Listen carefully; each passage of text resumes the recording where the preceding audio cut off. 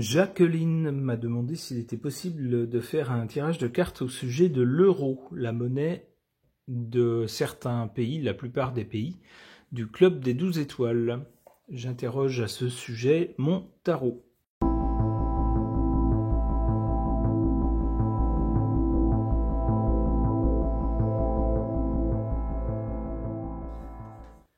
Que suggèrent ces cartes au sujet de la monnaie européenne, l'euro?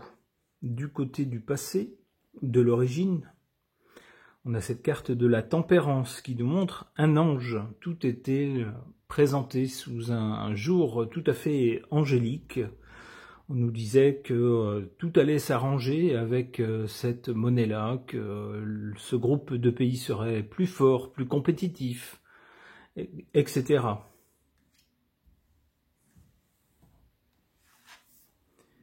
Pour le présent, on a cette carte de la papesse qui suggère qu'aux commandes de cette monnaie, il y a des gens très intelligents qui ont un plan en tête, qui ont toujours eu un plan en tête, des gens qui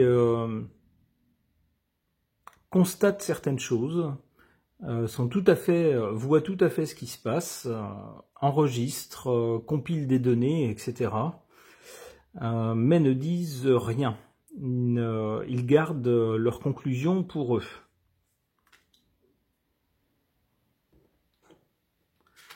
Du côté de l'avenir de cette monnaie, est-il utile de vous faire un dessin? L'arcane sans nom, avec une faux qui coupe quelque chose net, et puis un squelette. En fait, ce qu'on nous prédit, c'est la fin.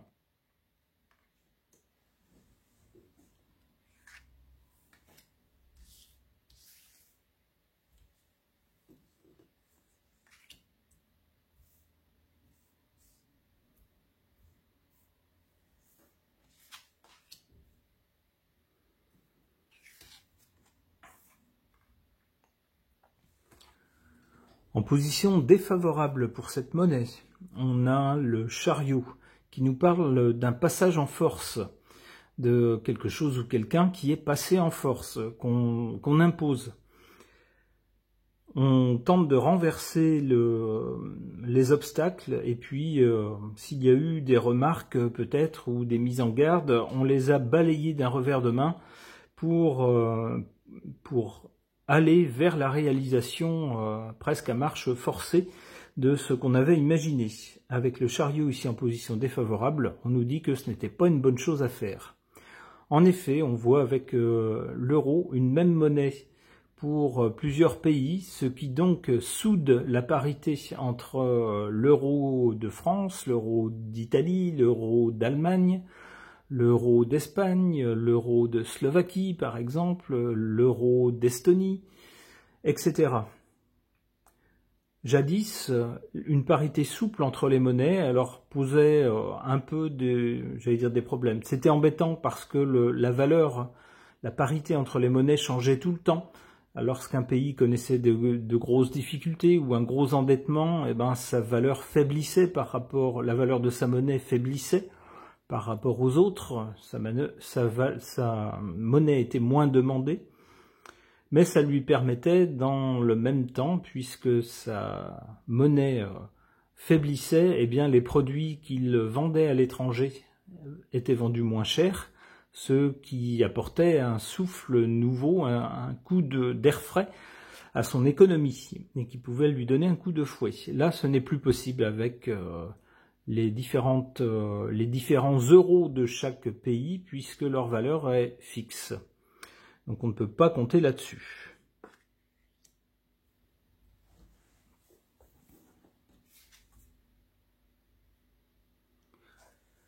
En carte positive, si j'ose dire, pour l'euro, on a la roue de fortune qui nous parle de changement, qui nous dit qu'il va falloir que cette monnaie évolue ou change, et que ce serait quelque chose de positif pour cette monnaie.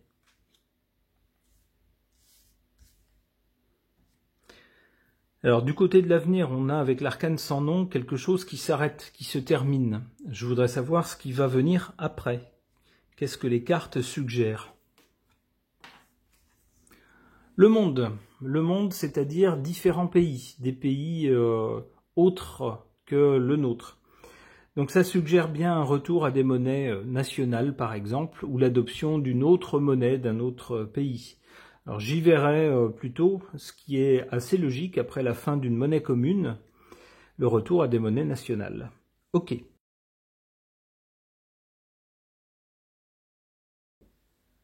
Concernant la monnaie européenne, l'euro, et à la demande de Jacqueline, j'interroge sur ce sujet l'oracle Lenormand doré.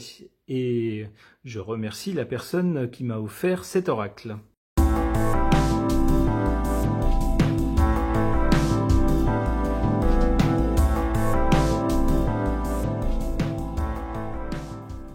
Que suggèrent ces cartes au sujet de la monnaie européenne, l'euro? Ici, du côté du passé ou de l'origine. Avec cette croix, alors si j'étais un peu taquin, je pourrais dire que c'est à sa création que le chemin de croix a commencé. Ce serait pas très gentil, même si ça serait pas tout à fait faux. J'y verrais plutôt, plus sérieusement, une religion. Il fallait faire l'union de la famille européenne. L'heure était aux gentillesses entre les uns et les autres, à la réalisation commune. Voilà, enfin on avait un but pacifique, un but de prospérité. C'était devenu donc une religion. Il était de très mauvais ton de s'y opposer, si les gens qui s'y opposaient étaient des imbéciles qui n'y connaissaient rien et qui refusaient le progrès. C'était devenu en réalité une véritable religion européenne.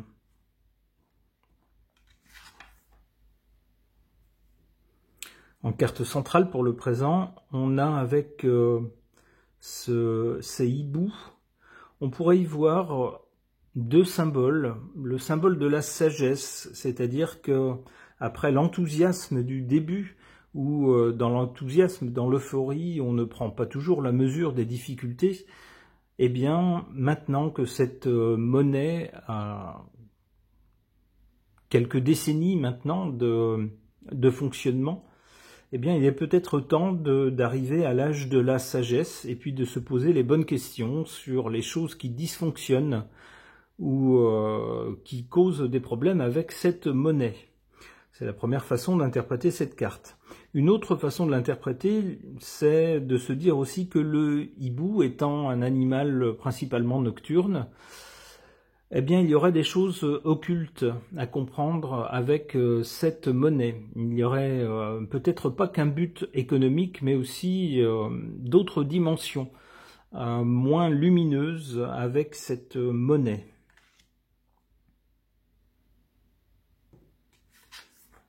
Du côté de l'avenir, avec cette montagne qui se dresse devant la vue, on voit des grosses difficultés en perspective, et dans pas longtemps, puisque c'est la première carte qui sort du côté de l'avenir.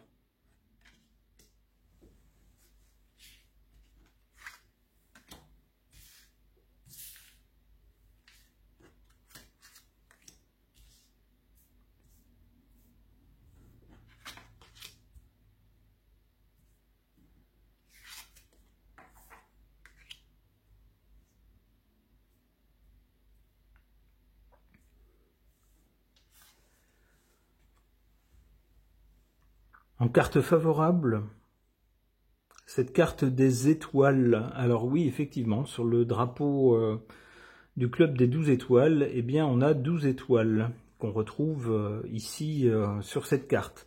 Alors c'est bien l'un des symboles de ce club et c'est l'une des réalisations vraiment concrètes qui ancre en quelque sorte la réalité de ce club dans le réel, dans la réalité.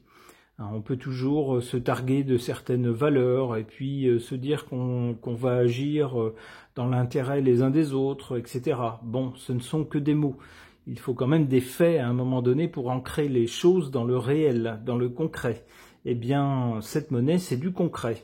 Elle existe. Alors même si elle est artificielle, si elle ne correspond pas à un pays et qu'on peut craindre de ce fait qu'elle ne soit pas éternelle, eh bien, mine de rien, pour l'instant, elle existe. Tous les citoyens des pays l'ayant adopté, eh bien, l'utilisent au quotidien. C'est du concret, c'est du réel.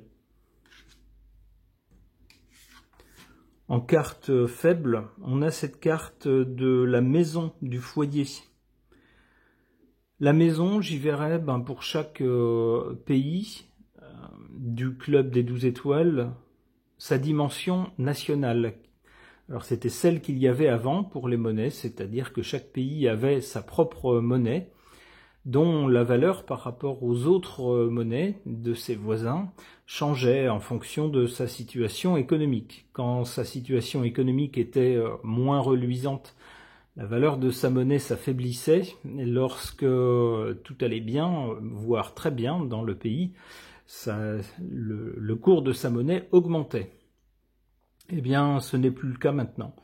On a bien 1 euro par pays, mais la parité est fixe entre tous ces euros, ce qui fait qu'on peut indifféremment payer nos courses avec 1 euro allemand, ou 1 euro français, ou 1 euro italien, ou 1 euro espagnol, peu importe, puisque la parité entre toutes ces monnaies est fixe. On n'a donc plus une dimension nationale. Ou du moins, on a une dimension nationale, puisque vous avez des euros frappés en Allemagne avec un symbole allemand, des euros frappés en France, enfin, des euros avec un symbole français, je ne sais pas s'ils sont frappés en France, des euros avec un symbole italien. Donc on a bien une dimension nationale, mais beaucoup plus faible qu'auparavant, puisque c'est des monnaies à parité fixe et qui ont le même nom, d'où une dimension nationale beaucoup plus faible.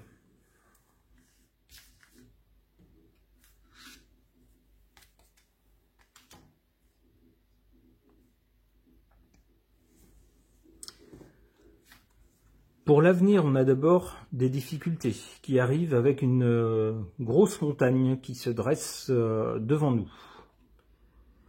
Ensuite, on a quoi? On a cette carte des cigognes qui nous disent quoi? Les cigognes, vous savez, elles s'en vont, elles arrivent et elles s'en vont en fonction des saisons. Ça ne dure, elles ne sont là que pour une saison, et puis après, elles s'en vont. On pourrait y voir le côté non définitif, donc le côté temporaire, justement, de cette monnaie. Elle est arrivée à un moment donné de notre histoire européenne, et cette carte semble dire qu'elle va finir par repartir.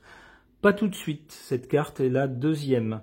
On a les difficultés d'abord, et peut-être que certains membres du groupe vont dire ça n'est plus tenable, on abandonne cette monnaie et on reprend une monnaie nationale. C'est peut-être ce qui va arriver.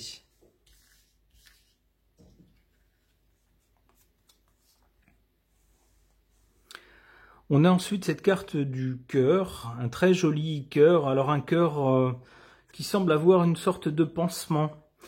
Il semble avoir été égratigné par des roses. Donc les roses, un symbole d'amour. Peut-être a-t-on trop aimé cette monnaie. Peut-être a-t-on laissé le sentiment d'avoir fait une bonne réalisation, une belle réalisation européenne, l'euphorie de ce sentiment prendre le dessus sur le réalisme et le concret, sur les problèmes que pose cette monnaie ou les risques que cette monnaie fait courir à certains pays. Donc on voit ici un cœur en quelque sorte blessé. On aura peut-être trop aimé cette monnaie et trop ignoré sans doute les risques et les soucis qui l'entourent.